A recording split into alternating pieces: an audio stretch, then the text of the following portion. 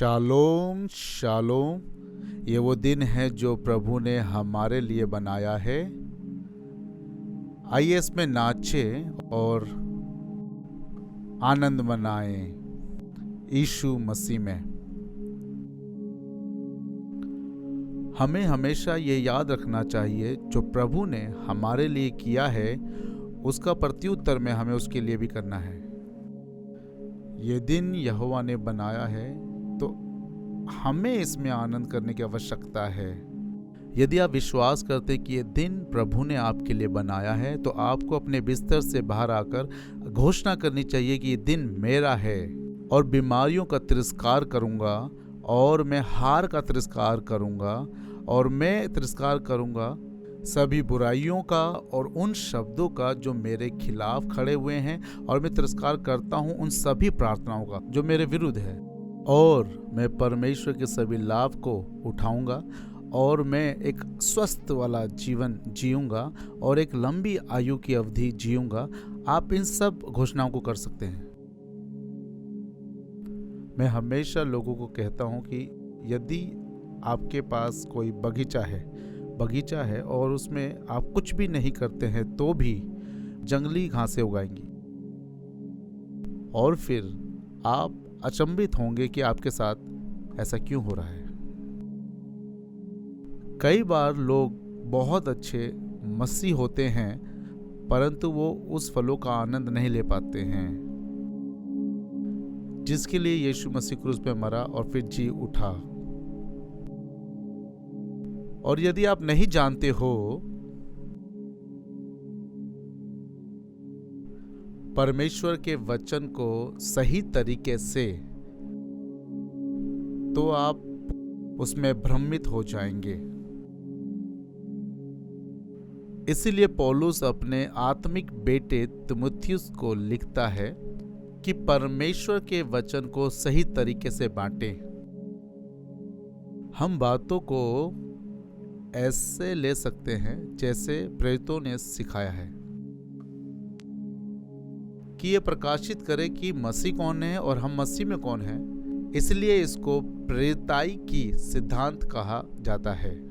कुछ लोग कहते हैं नए नियम की कलीसिया, हाँ, परंतु इसमें हमें जरूरी है कि परमेश्वर के वचन को एक सही तरीके से लेना चाहिए, और यदि इसको सही ढंग से नहीं लिया जाए तो फिर तो धार्मिकता की निडरता, और ये धार्मिकता उसने हमें दी है, हमें उसने धार्मिक बनाया है, और उसी की निडरता के द्वारा हम उसके अनुग्रह के सिंहासन की ओर आते हैं, और यही निडरता शैतान का सामना करती है। वो तुम्हारे भीतर आ जाएगी।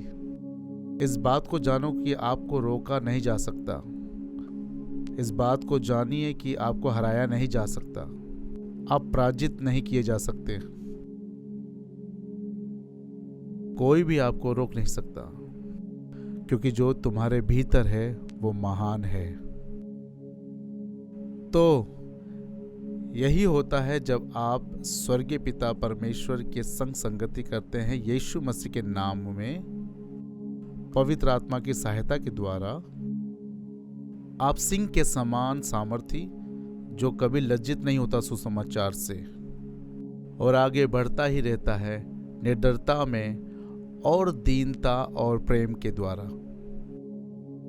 तो परमेश्वर के साथ मनन करने वाले समय में आज जो वचन हम पढ़ेंगे, जो हमारी डायरी में है, ये वचन हमें मजबूर करता है, निर्धारित करता है कि हम शांत समय लें।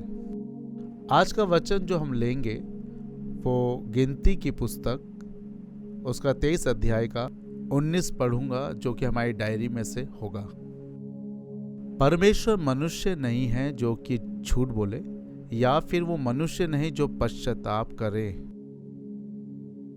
जो उसने कहा है क्या वो नहीं करेगा? और जो उसने वचन दिया है क्या वो पूरा ना करेगा?